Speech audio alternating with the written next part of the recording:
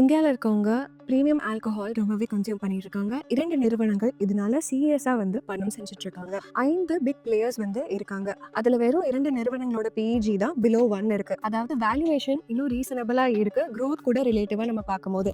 அந்த 2 நிறுவனங்கள் தான் ஆலிட் பிளெண்டர்ஸும் திலக் நகர் இண்டஸ்ட்ரீஸும். ஆலிட் பிளெண்டர்ஸ் தயாரிப்பு செஞ்சு செல் பண்றாங்க. Indian mat foreign liquor. இவங்களோட போர்ட்ஃபோலியோல 25க்கும் மேற்பட்ட பிராண்ட் இருக்கு.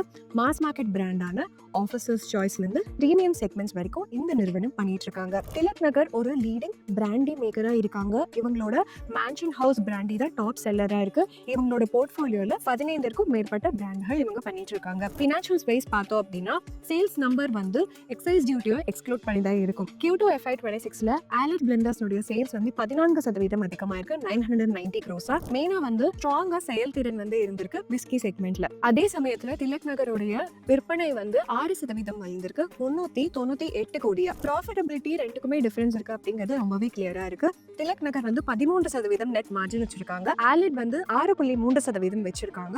ஆல்மோஸ்ட் சிமிலர் ஆப்ரேட்டிங் மார்ஜின்ஸ் இருந்தாலும் இந்த கேப் என்ன அப்படின்னு பாத்தீங்கன்னா ஆலிடோட ஹை இன்ட்ரெஸ்ட் காஸ்ட்னால தான் இந்த கேப் வருதுன்னு நமக்கு தெரிய வருது. வேல்யூவேஷன் ஃப்ரண்ட்ல பார்த்தோம்னா ரெண்டுமே பிரீமியம்ல ட்ரேட் ஆயிட்டு இருக்காங்க. இண்டஸ்ட்ரி ஆவரேஜ் கூட நம்ம பார்க்கும்போது ஆலினுடைய பிஇஜி 0.17x இருக்கு. இது பெட்டரா இருக்கு திலக் நகரோட பிஇயான 0.43x விட.